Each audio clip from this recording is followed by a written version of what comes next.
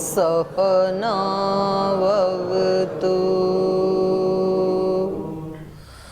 सहनौ भुनक्तु सह वीर्यं करवावहै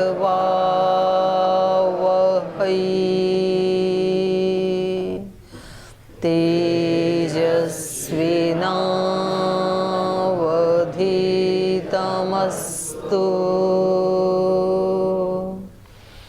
मा विद्विषावहै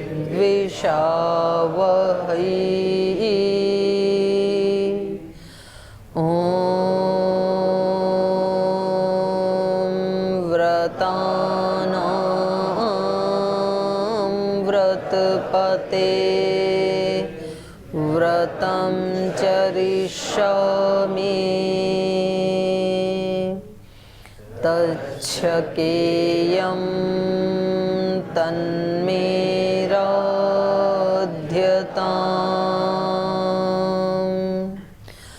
इदमहमनृतात् सत्यमुपैमि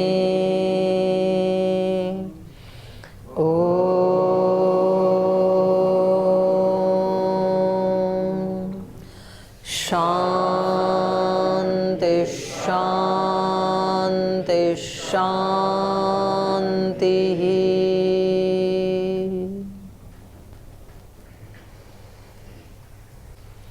वाल्मीकि रामायण के अयोध्या कांड का 74वां सर्ग हम पढ़ रहे हैं। श्री राम अयोध्या जाने के लिए मना कर देते हैं और श्री भरत जी पुनः एक बार प्रयास करते हैं। तो पुनः वो निवेदन करते हैं और अपनी असमर्थता जताते हैं कि मैं इस राज्य को संभालने में समर्थ नहीं हूँ, तो आप ही चल करके उसको संभाल लीजिए। तो अब की बार श्री राम उनको एक आध्यात्मिक उपदेश देते हैं। उनको बताते हैं कि भाई आप राज्य की ज़्यादा चिंता मत करो, क्योंकि राज्य का बहुत ज़्यादा उत्थान हो चुका है अभी तक, और हर उत्थान के बाद पतन होता है। तो आप उसकी चिंता ना करो, ये काल की गति है, काल का क्रम है। ये उत्थान के बाद पतन होना, पतन के बाद उत्थान होना, तो ये तो ऐसे चलता है, सृष्टि ऐसी चलेगी। हर व्यक्ति यही सोचता है कि भाई मैंने तो बहुत कुछ किया है, और उससे अगली आने वाली पीढ़ी कहती है कि मतलब वो 2 दिन में मिटा देती है, बोले आपने कुछ नहीं किया, हमने की। सारी सृष्टि का ये मतलब क्रम है। आज आप किसी के बेटे बेटियां हैं, आप अपने माँ बाप को कहते हैं भाई आपने तो जो किया वो बहुत कम किया, कुछ नहीं किया आपने, हमने देखो कितना किया। यही बात आपके बाप ने कभी अपने बाप से कही होगी, और आपके पिता ने आपको समझाया होगा बचपन में, बेटा जब हमें ये घर मिला था ना तो कुछ नहीं था यहाँ पर, हमें तो प्लेन जमीन भी बड़ी मुश्किल से मिली थी, अपने हाथों से बनाया हमने ये, खून पसीना एक करके। और इतना सुनाते सुनाते उन्हीं बच्चों को जब वही जवान होते हैं तो वही फिर एक दिन बोल देते हैं, बोले आपने किया क्या, ये तो हमने बनाया है सब। और यही बच्चा जब बड़ा होगा, इसके जब बेटे बेटियां होंगी, तब इसको भी यही सुनना पड़ेगा। तो ऐसे ही होता है। तो श्री राम बता रहे हैं कि भाई आप इसकी ज्यादा चिंता मत करो राज्य की। आपको चिंता करनी है तो आप अपने धर्म की चिंता करो, आप अपने जीवन के लक्ष्य की चिंता करो। सभी जो संग्रह किया हुआ है उसका अंत क्षय में होता है, सब नश्वर चीजें हैं, और जो कुछ श्रेष्ठ है उसका अंत पतन में होता है। सभी संयोग जो हैं वो वियोग में बदलते हैं, और जीवन का अंत हमेशा मृत्यु में होता है। जीवितम च मरणांतम यथा फलानाम पक्वानाम न अन्यत पतनात् भयम। इस संसार में भय एक ही है सबसे बड़ा, वो है मृत्यु का भय, जिसको टाला नहीं जा सकता। बाकी सभी भय जीते जा सकते हैं, लेकिन मृत्यु तो अटल है, वो उसमें कोई विकल्प नहीं है। वो योगी को भी आती है, विद्वान को भी आती है, अनपढ़ को भी आती है, अमीर को भी आती है, गरीब को भी आती है, उसी तरह से आती है। तो वो अंत सबका एक ही है। तो इसलिए आप मृत्यु की चिंता करो कि जीवन बीत रहा है हमारा, मृत्यु साथ साथ चल ही रही है। तो आप ज़्यादा उसकी चिंता मत करो कि मेरे चलने से कुछ बहुत ज़्यादा अच्छा हो जाएगा, या आपके अंदर मेरे प्रति राग होने से आप मेरा सानिध्य चाहते हैं, तो मेरा सानिध्य मिल भी गया तो भी एक दिन तो वियोग होगा।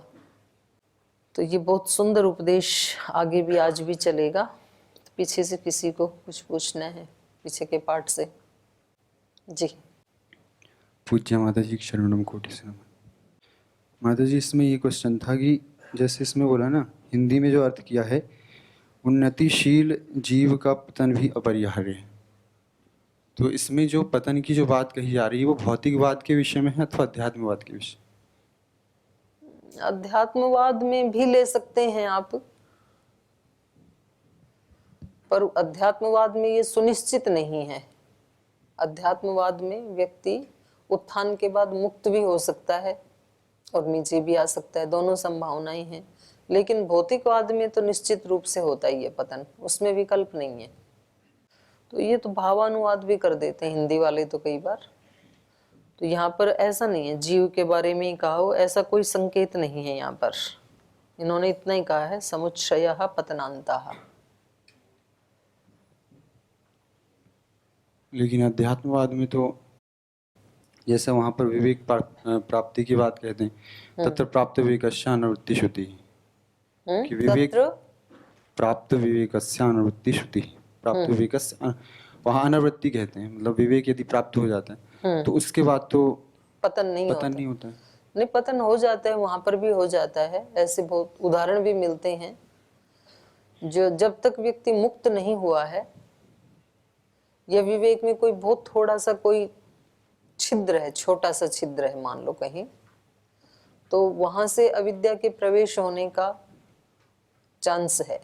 तो चौथे अध्याय में आया तो है ना कि ये जो छिद्र हैं, इनमें से किसी छोटे से छिद्र में से भी अविद्या का प्रवेश हो सकता है। तो संभावना तो है वहां पर भी। ऐसे कई ऋषियों के जीवन की वो भी है ना कहानियां भी, कि इतने ज्यादा वो साधना करने के बाद, विवेक को प्राप्त करने के बाद, और फिर उनसे भूल हो गई। नहीं, जो कैवल्य की जो स्थिति है, नहीं, वहां से कोई चांस नहीं है। कैवल्य को प्राप्त करने के बाद कभी पतन नहीं हो सकता है। पूर्ण विवेक को प्राप्त करने के बाद कोई पतन नहीं हो सकता है। उससे जस्ट पहले तब तक तो चांस है। ठीक है। एक क्वेश्चन और था कि निद्रा के विषय में थोड़ा सा, जैसे भगवान श्री कृष्ण भी अर्जुन को कह रहे हैं कि उसमें जो गुडाकेश जो शब्द आया हुआ है, निद्रा पर विजय प्राप्त कर लेते हैं, अहम आत्मा गुडाकेश सर्वभूता से स्थित है। और चंद्र स्वामी उदासीन जी भी कई दिनों तक, पिछले दिनों गोस्वामी प्रेम विवेकानंद जी आए थे, उन्होंने बताया कि कई दिनों तक मतलब बिना निद्रा के भी जप करते थे वो। हाँ, वो नहीं, लेकिन वो दिन में सो लेते थे, दिन में विश्राम कर लेते थे। 3 साल उन्होंने ऐसे साधना की कि रात को साधना करते थे लेकिन दिन में सो जाते थे। दिन में मतलब पूरे दिन नहीं सोते थे, उन्होंने अपना एक सुनिश्चित काल तय कर रखा था। तो क्योंकि उनको रात्रि को ज्यादा कुछ सुविधा होती थी, सब जगह शांति होती है ना, तो इसलिए उन्होंने उसको चुना दिन की बजाय। और पूज्य मुरारी बापू जी के विषय में बता रहे थे आप कि मतलब ओनली 2 या 3 घंटे ही सोते हैं, मतलब हाँ, इतना, बापू भी बहुत कम सोते हैं। मतलब किस विधा से वो इतना मतलब निद्रा को कंट्रोल में कर लेते हैं थोड़ा सा? और तो ये लोग, इनका एक तो आहार आदि इतना कम होता है, तो जिस दिन आप एकादशी करोगे तो कम नींद आएगी, करके देख लो जी, अन्न से ज्यादा नींद आती है। और फिर एक सत्व की स्थिति में रहते हैं, तो उसमें भी तमोगुण की इनमें न्यूनता होती है। और तीसरी बात है कि जब सामने लक्ष्य होता है तो व्यक्ति की नींद भाग जाती है। जब सामने कोई भी काम करने योग्य नहीं है हमारे पास, तो फिर व्यक्ति को सारी बीमारियां भी आएंगी और डिप्रेशन भी आएंगे, नेगेटिविटी भी आएगी, फिर तो सब आ सकता है। पर जिस व्यक्ति के सामने कोई लक्ष्य है, तब किसी के लिए आने का चांस नहीं है।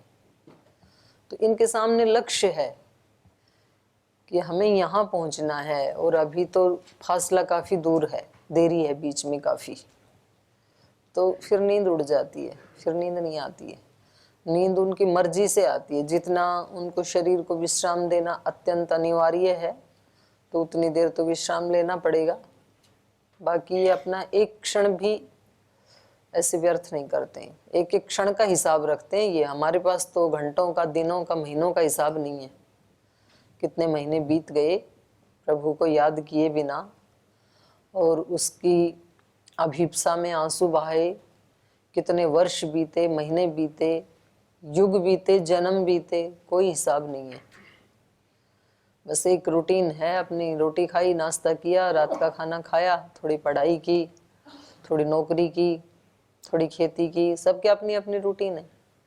उसको हम फॉलो करते हैं। एक के बाद दूसरा दिन बीतता है, तीसरा, चौथा, पांचवा, सप्ताह, महीने, साल। ये लोग एक एक क्षण का हिसाब रखते हैं। तो इसलिए ये सोने का भी हिसाब रखते हैं, कितनी देर सोना है। तो हमने गाँव में सुना था कि भाई जितना खाए उतनी भूख बढ़ जाती है, सोए जितनी नींद बढ़ जाती है। भूख और नींद बढ़ाने से बढ़ जाती है, घटाने से घट भी जाती है, ऐसा। अब आप लोग अपना ही देखो ना, आप घर में थे तब कितने सोते थे और यहाँ कितने सोते हो, तो कम हो गई कि नहीं? तो यहाँ तो जबरदस्ती करवा दी, जगा देते हैं, ना जगाएं तो सो सकते हैं। लेकिन फिर भी जैसे साल 6 महीने के बाद आदत भी पड़ जाती है यहाँ भी। फिर आप यदि किसी दिन सोना भी चाहेंगे ना, तो विचार पूर्वक बेशक बिस्तर में पड़े रहें, पर नींद तो खुल जाती है 4 बजे, क्योंकि एक बार शरीर को आदत पड़ गई। तो ऐसे ही योगियों को भी फिर आदत बन जाती है, तो वो ज्यादा टाइम अपने लक्ष्य की प्राप्ति के लिए पुरुषार्थ करने में बिताना चाहते हैं, सोने में नहीं बिताना चाहते हैं। तो गुड़ाकेश का मतलब ये नहीं है कि बिल्कुल सोते ही नहीं थे। जैसे लक्ष्मण जी भी तो ऐसे ही है ना, यहाँ पर रामायण में ये भी तो सोए नहीं 14 वर्ष। तो 14 वर्ष बिल्कुल नहीं सोए ऐसा नहीं है। तो रात को, क्योंकि वन में दोनों भाई और माता सीता दोनों हैं, तो उनकी सुरक्षा के लिए बॉडीगार्ड यही है और कोई है नहीं। तो ये रात को जगते थे, तो दिन में सो लेते होंगे। अर्थापत्ति से अर्थ तो निकलेगा। ऐसे तो व्यक्ति रह नहीं सकता। कम तो हो सकती है नींद, पर बिल्कुल ही ना सोए ये तो फिर कुछ ज्यादा ही हो जाएगा। ऐसा नहीं, जैसे योग दर्शन में निद्रा को वृत्ति के रूप में दिखाया है, तो वृत्तियों का तो पूर्णतः निरोध किया जा सकता है ना। स्वास्थ्य के लिए ना वो हानिकारक है, हो भी नहीं सकता है। और पूर्णतः निरोध वो एक स्थिति विशेष है, वो बहुत अपवाद होते हैं। तो वो स्थिति तो श्री लक्ष्मण जी की है नहीं, वो जो योगी वाली है वो तो है नहीं। तो उससे पहले तो ये वृत्ति होते हुए भी अनिवार्य है शरीर के लिए, स्वास्थ्य के लिए। और पहले भी आया था, एक प्रमाण आया था ना, श्री राम उनको जगा रहे हैं कि भाई प्रातः काल हो गया, प्रभात काल हो गया, उठो अब आगे गंगा पार करनी है। तो इससे भी ये बात तो हट जाती है कि भाई वो सोए ही नहीं थे। लेकिन ये है कि ठीक है, वो रात को जरूर इनकी सुरक्षा के लिए जगते होंगे, तो दिन में कुछ समय विश्राम कर लेते होंगे। ऐसे तो बहुत लोग हैं जो नाइट ड्यूटी करते हैं। हमारे गार्ड हैं कितने, तो रोजाना नाइट ड्यूटी करते हैं, तो रात को नहीं सोते हैं। रात को नहीं सोते हैं तो दिन में सो लेते हैं। और बहुत देश में भी बहुत है, तो चलती है नाइट शिफ्ट। तो सुबह अपने नहा धो के नाश्ता करके फिर वो सो जाते हैं। तो फिर वो 1-2 बजे तक सो जाते हैं, फिर उठ के अपने फिर खाना खा लेते हैं, फिर शाम के लिए फिर तैयार हो जाते हैं। तो 4-5 घंटे काफी हैं, ज्यादा से ज्यादा 6 घंटे बहुत है। okay. और कोई प्रश्न है किसी का? चलें आगे। चलिए, तो 11वें श्लोक से पढ़ेंगे यथागारं दृढस्थूणं जीर्णं भूत्वा वसीदति तथैव सीदन्ति नरा जरा मृत्युवशं गताः अत्तेति रजनीयातु सा न प्रतिनिवर्तते याप्तेव यमुना पूर्णा समुद्रमुदकाकुलम् अहोरात्राणि गच्छन्ति सर्वेषां प्राणिनां इह आयुं क्षिक्षपयन्त्याशु ग्रीष्मे जलमिमांशवः आत्मानं मनुषोचस्त्वं किं मन्यं मनुषोचसि आयुस्ते हीयते यस्य स्थितस्य च गतस्य च सहैव मृत्युर्व्रजति सह मृत्युर्निषीदति गत्वा सुदीर्घमध्वानं सह मृत्युर्निवर्तते गात्रेषु वलयः प्राप्ता श्वेताश्चैव शिरोरुहाः जराया पुरुषो जीर्णः किं हि कृत्वा प्रभावयेत्। अच्छा एक और रह गया। नंदन्त्युदित आदित्ये नन्द्यन्त्यस्ततिमिते स्त्रवौ आत्मनो नावबुध्यन्ते मनुष्या जीवितक्षयम् यथागारं दृढ़स्थूणं जीर्णं भूत्वा अवसीदति। आगार भवन को कहते हैं।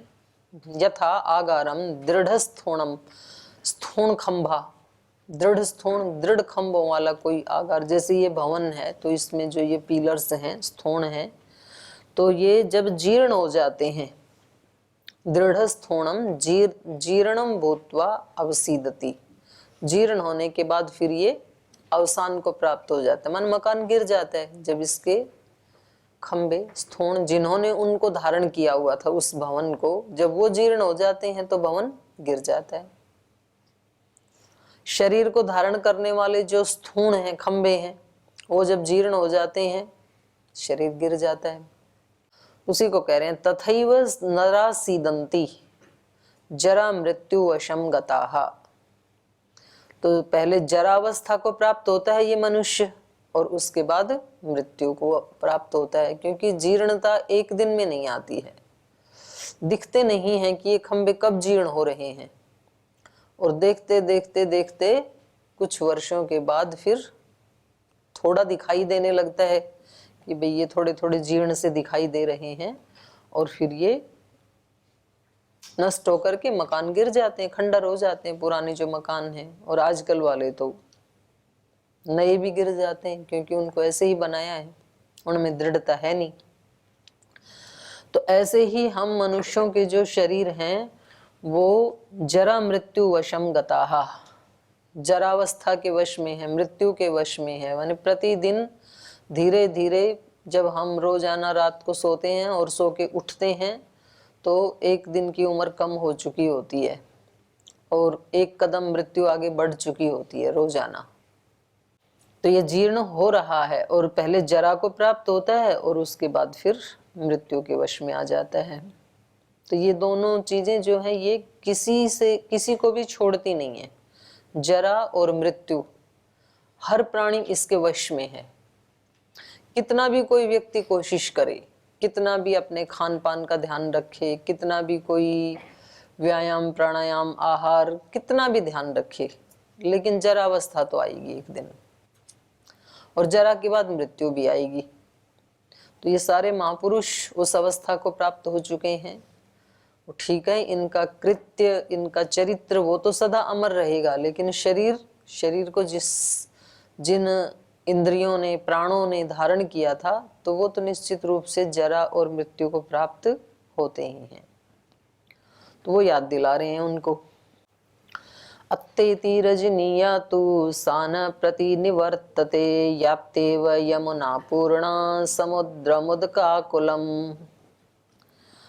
रजनी अत्तेति, या रजनी अत्तेति, जो रात बीत गई है, सा न प्रतिनिवर्तते, वो कभी वापस नहीं आएगी। माने जो रात्रि बीत गई, रात्रि मतलब रात और दिन दोनों, तो जो बीत गया रात और दिन वो फिर कभी भी वापस नहीं आएगा।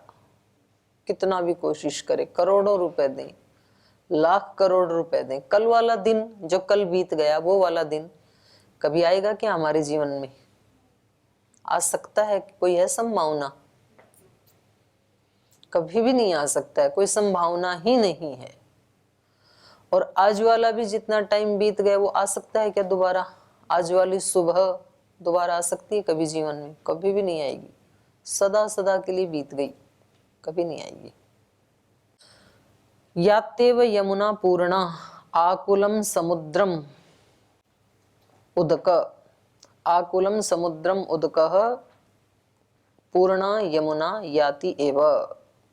जो जिसमें तरंगें उठती रहती हैं, ऐसा जो आकुल समुद्र है उस समुद्र में उदक पूर्णा यमुना याति एव, जल से भरी हुई जो यमुना है वो याति एव माने जाती ही रहती है। अर्थात जो समुद्र में चला गया एक बार पानी, वो अब वापस यमुना में नहीं आएगा। एक बार गया तो गया, एक बार जो टाइम बीत गया तो बीत गया।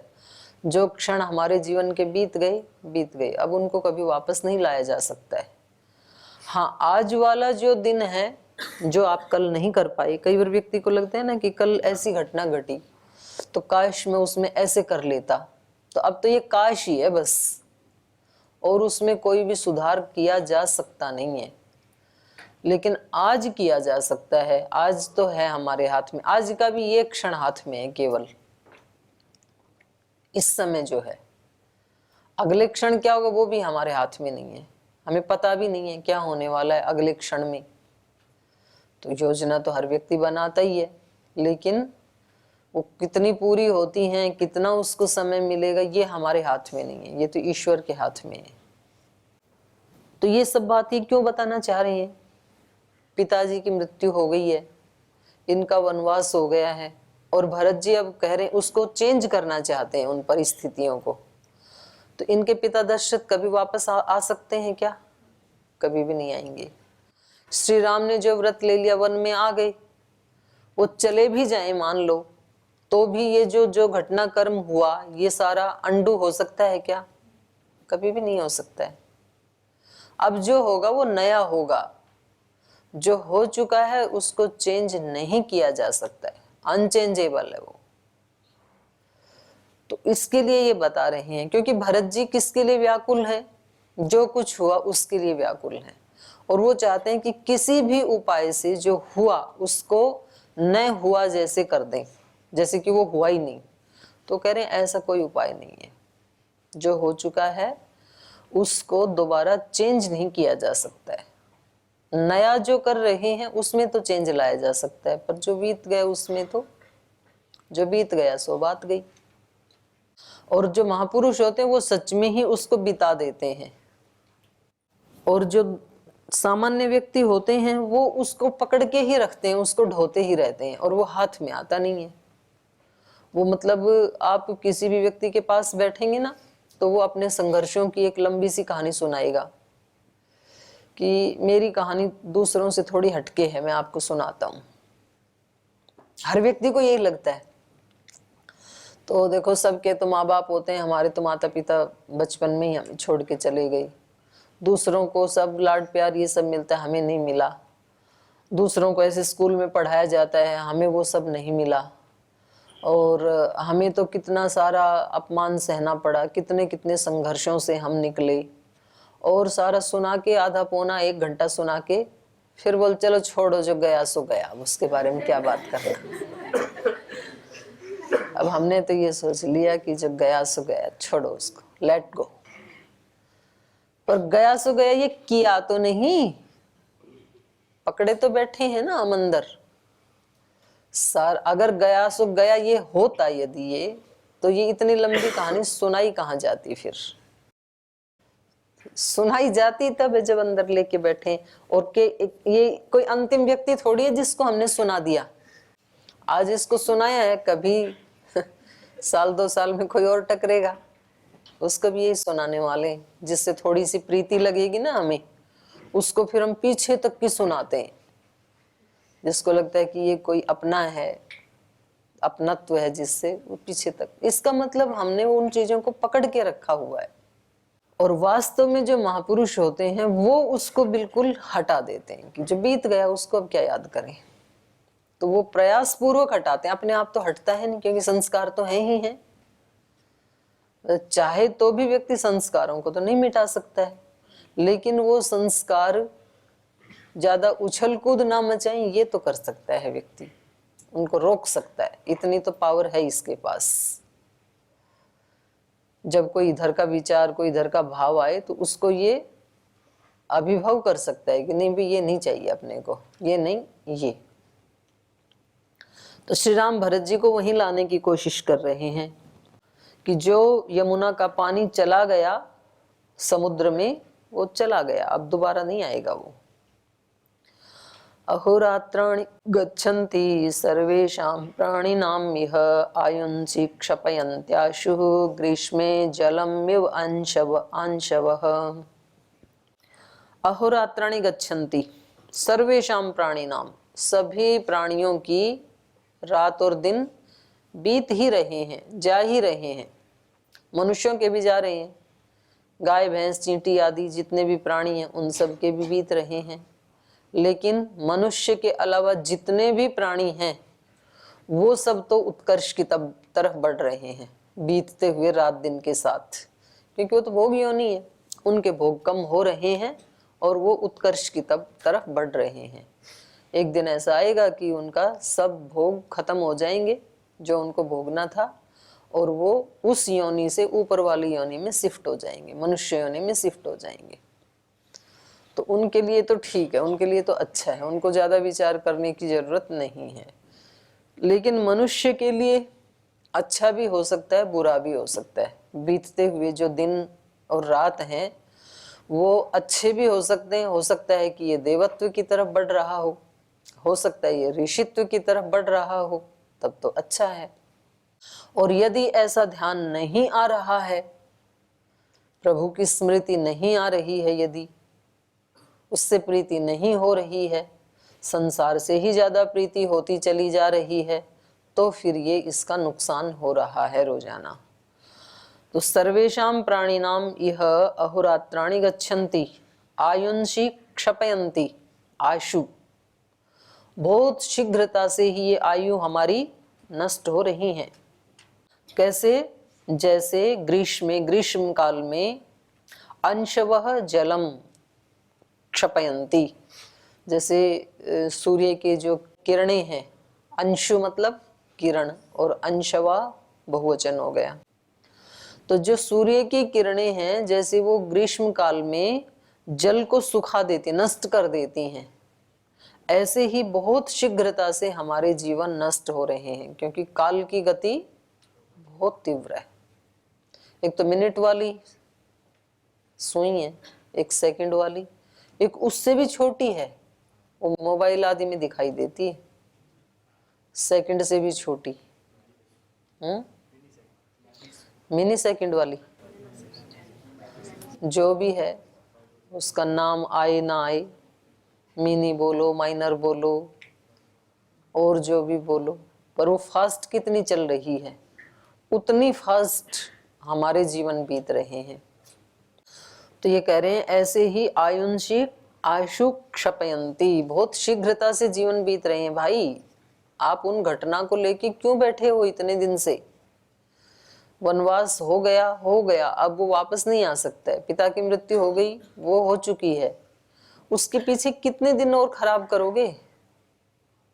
क्योंकि बहुत दिन व्यतीत हो गए हैं उन बातों को।